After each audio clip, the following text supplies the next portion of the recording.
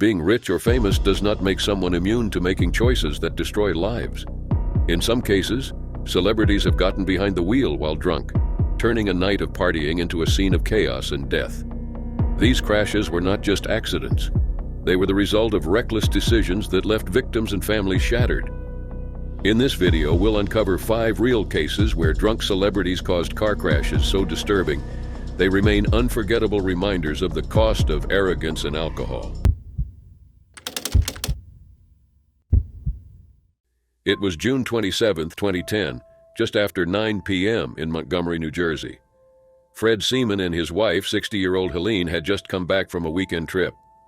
As they pulled slowly into their driveway, moving at about 3 miles per hour, Fred began turning left toward their home. Moments later, another car struck them hard on the passenger side. Fred was badly hurt. Helene died instantly. The driver was 38-year-old Amy Locane, a former Hollywood actress once known for starring alongside Johnny Depp in the 1990 film Cry Baby and as Sandy Harling in the first season of Melrose Place. At one point, she was on track for a long career in television and film. That night, her life collided with the Seamans in the worst way possible. Tests later showed Amy's blood alcohol level was around 0.23, nearly 3 times the legal limit. She'd been drinking wine at multiple gatherings earlier that day. Witnesses noticed she seemed impaired, but she still got behind the wheel.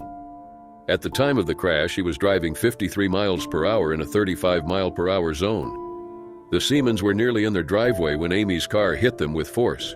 Helene, seated on the passenger side, didn't survive. Amy was arrested at the scene. Amy's career had started early. Born in Trenton, New Jersey, she appeared in more than 60 commercials by age 12. In 1984, she joined the sitcom Spencer, then made her film debut in Lost Angels in 1989. Her breakout came with Cry Baby in 1990, which gained a cult following. By the early 1990s, she was appearing in films like School Ties and shows like Melrose Place.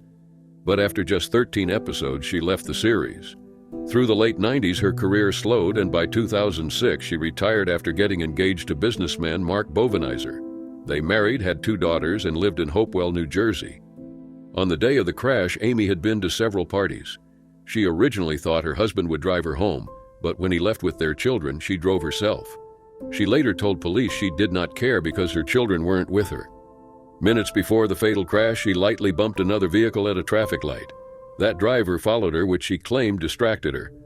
In December 2010, Amy was indicted for aggravated manslaughter and reckless endangerment by vehicle.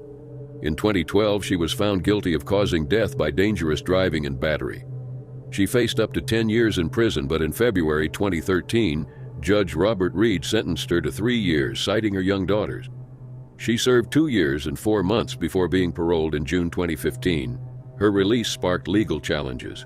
In 2016, an appeals court ordered the sentence reviewed. Judge Reed later said she should have served 6 more months, but decided she didn't need to return to prison. Prosecutors kept appealing.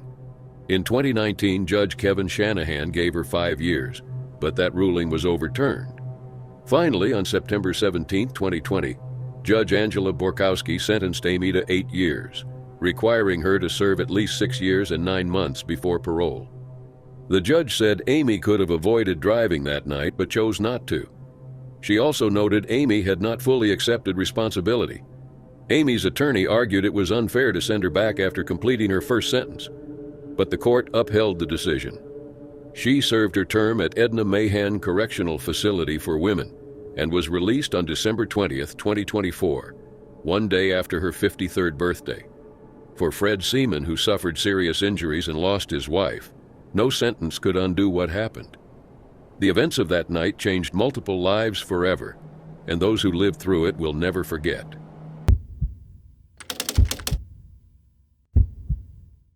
It was December 8, 1984, in Redondo Beach, California. Nicholas Razzle Dingley, a 24-year-old English drummer for the Finnish glam rock band Hanoi Rocks, was in the middle of the band's first American tour. This was their big break. After years of success in Europe, they were finally entering the U.S. market. 2 Los Angeles shows had already sold out in minutes. But before they could even perform, everything came to a sudden end. Earlier that year, Hanoi Rocks had signed with CBS Records and released 2 Steps from the Move, featuring their only UK charting single, a cover of Up Around the Bend. The band's popularity was growing, but there were also tensions. Razzle and bassist Sammy Yaffa were reportedly thinking of leaving due to conflicts with guitarist Andy McCoy. Even so, Razzle was known as the heart of the group, easygoing, funny, and able to ease arguments.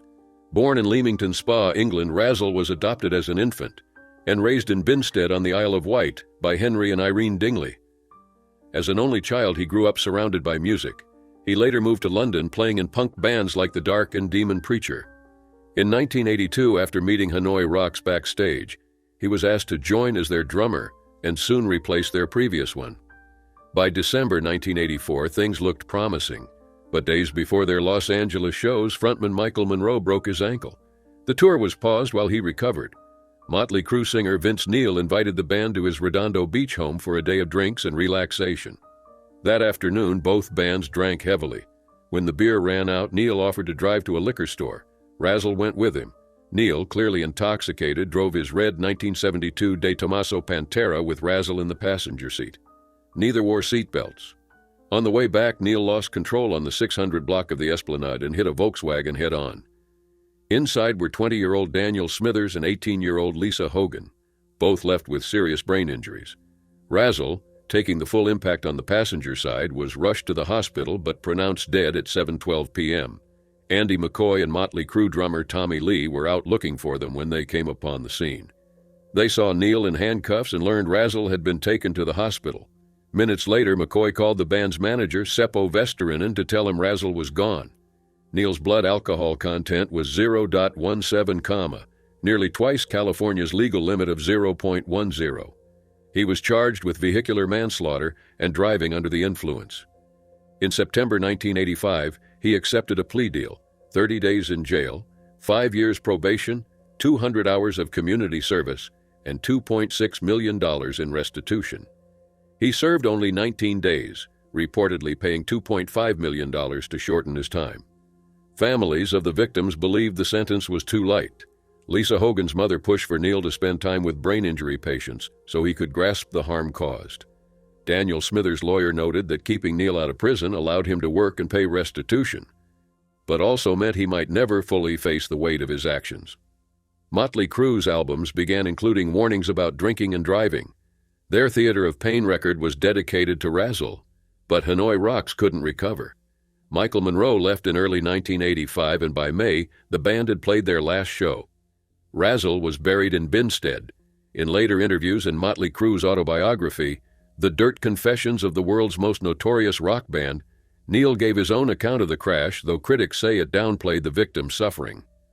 Razzle's life ended in an instant, the result of one reckless decision.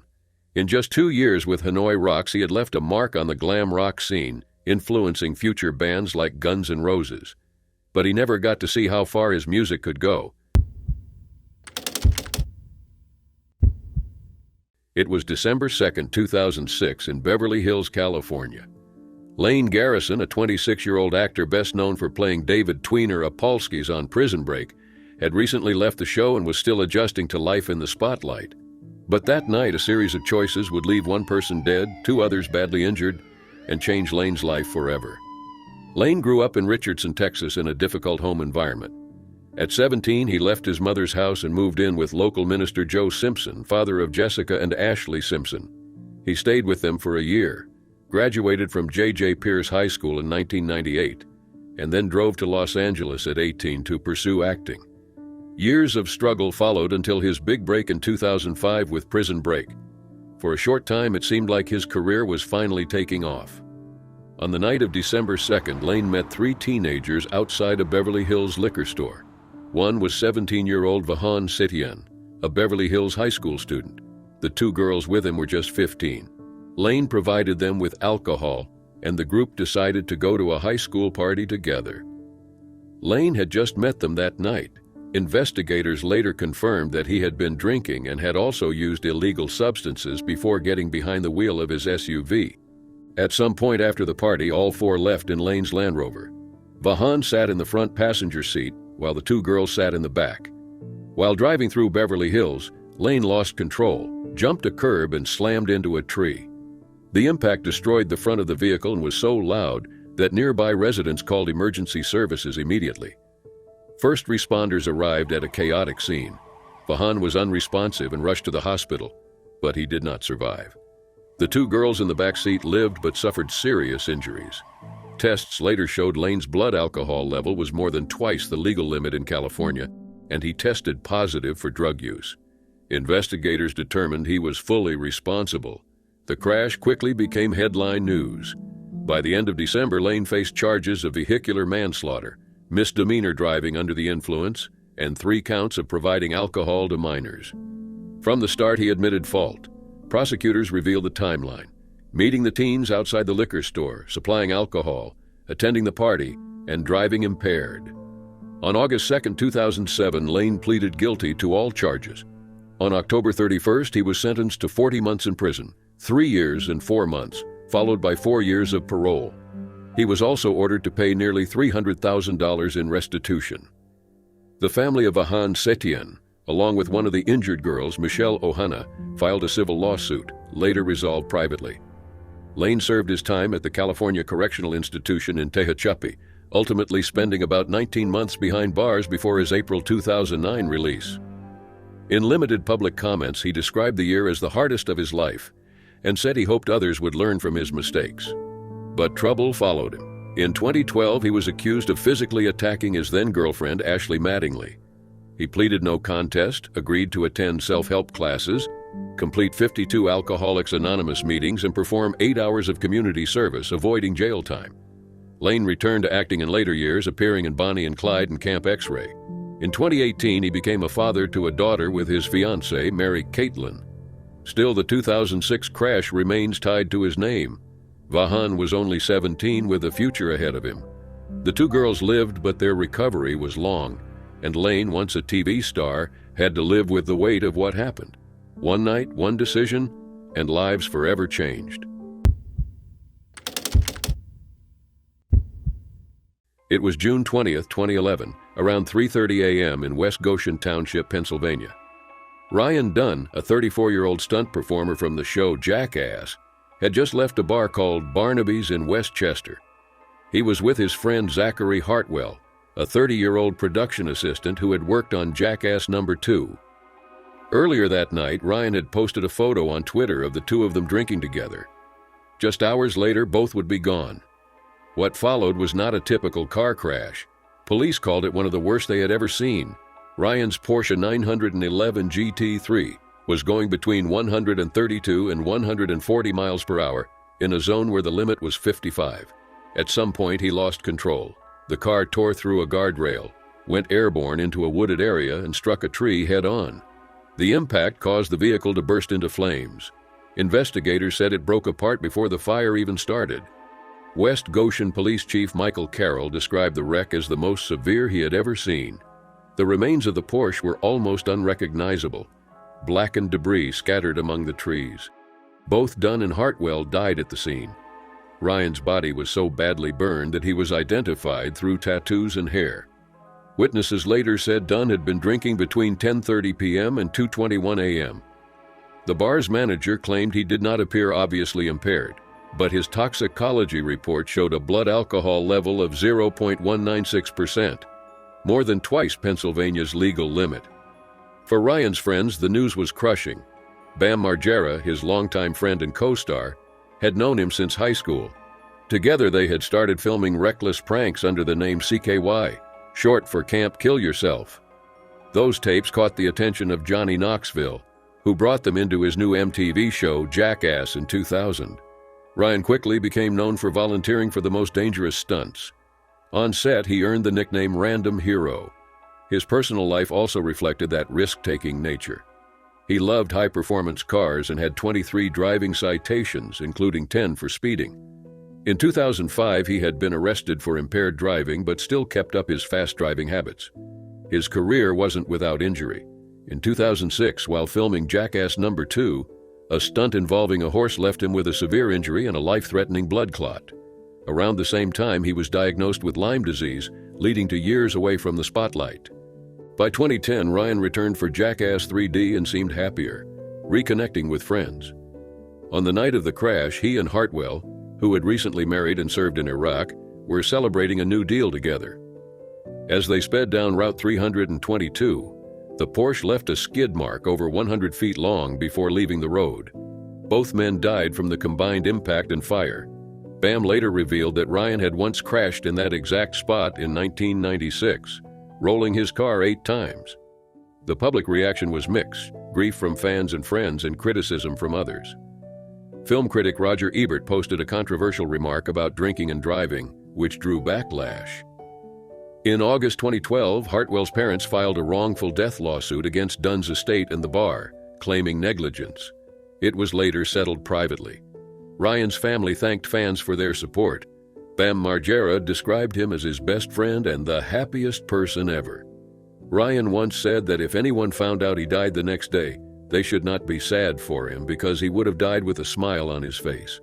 On that night in June, his life, and Zachary Hartwell's, ended in a crash so violent that only fragments of the car remained.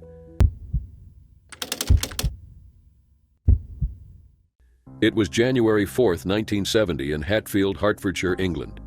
Keith Moon, drummer for The Who, one of the world's biggest rock bands, was at a small event at the Red Lion pub. He wasn't there for publicity, but to support his neighbor's son, who was managing the pub's grand opening. What began as a casual night of drinks and music would become one of the darkest moments of his life. Moon was famous for 2 things: his skill on the drums and his wild lifestyle. By the early 1970s, his life was full of parties and reckless behavior. That night, he arrived at the Red Lion in his Bentley, wearing expensive clothes. Instead of ordering beer, he asked for brandy, a move that drew attention in a pub mostly filled with working-class locals. Among the crowd was a group of young men, skinheads, who disliked people they saw as arrogant or out of place. They noticed Moon immediately, and their hostility grew throughout the night. Moon wasn't alone. He had his wife, Kim, friends, and his bodyguard and chauffeur, Neil Boland.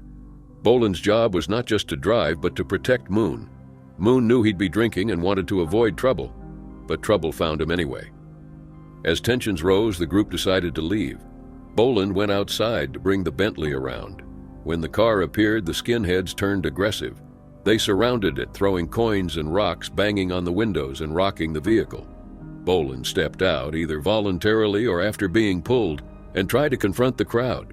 They chased him down the street and attacked him. Inside the Bentley, Moon realized the situation was out of control.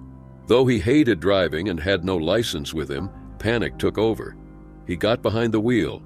Some say the car was already in gear, others say Moon started it. Either way, the Bentley lurched forward in an attempt to escape.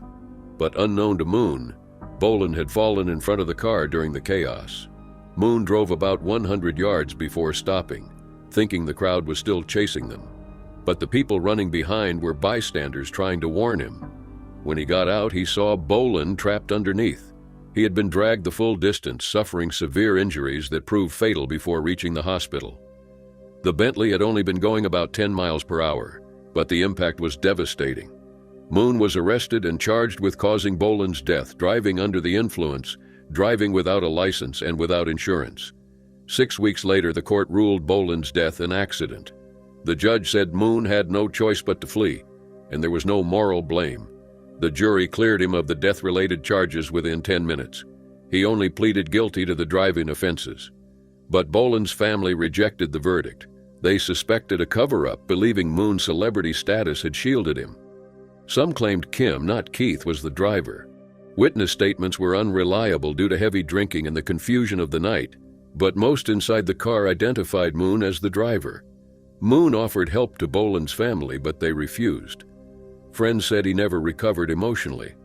His marriage ended in 1973 and his behavior became more erratic. Those close to him believed the guilt from that night drove him deeper into harmful habits. 8 years later, in 1978, Moon died from a substance overdose at age 32. The events at the Red Lion remain one of rock's most tragic and debated stories, a night meant to celebrate a pub opening that ended in a man's death, and a musician forever haunted by what happened.